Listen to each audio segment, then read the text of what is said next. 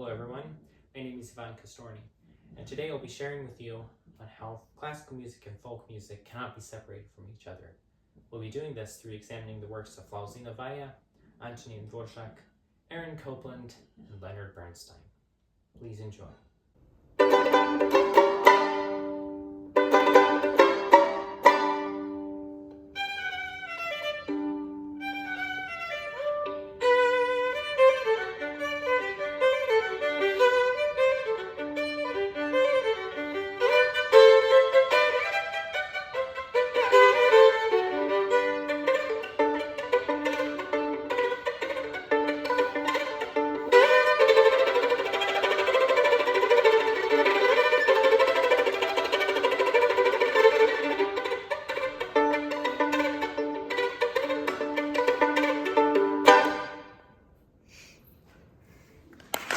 What you have just heard was the Buttoque from the 26 Preludios by Flausino Valle, better known as simply Flausino Valle.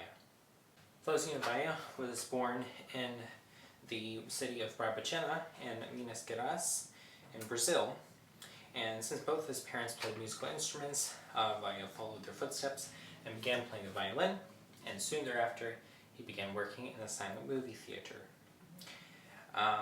Around this time, Valle also began collecting folk music and paying special attention to the flora and fauna that surround him in Minas Gerais. When Valle died in 1954, he left behind a modest amount of work. He actually left a textbook on Brazilian folk music, and he also left many arrangements of Brazilian folk tunes. However, among violinists at least, he is currently remembered as the composer of the 26 Preludios for violin solo. However, the question arises is how exactly did all these composers, Valle, Copland, Dvorak, Bernstein, how did they all create an authentic American or Brazilian sound in classical music? Well, in the case of Valle, what he did was that he used folk techniques, and some of them actually that are not traditional in classical music, in order to create an authentic Brazilian taste to his music. For example, in the Canta in Huma, one of his preludios, he instructs that the violin be played like a guitar. So instead of holding the violin in the proper position, the violin must be held in the guitar-like position. On the other hand, Dvorak, who is now mostly remembered for his New World Symphony, which is a very American piece of work, he had a full orchestra at his disposal instead of one instrument. Therefore, since it would be more difficult to use non-classical techniques, especially in the times when he lived, which were the late 1800s, Dvorak instead borrowed folk songs and incorporated them into his music. For example, in the first movement of his New World Symphony, he incorporates a variation of the very famous African-American spiritual Swing Low, Sweet Chariot. Next, after Valle and Dvorak, we have Copland, the composer who we now remember as the one who created the Americana sound in his works, Appalachian Spring, Rodeo, and his suite El Salon Mexico. Copland was influenced by Dvorak, and he incorporated folk melodies in his pieces, such as El Salon Mexico and Appalachian Spring again.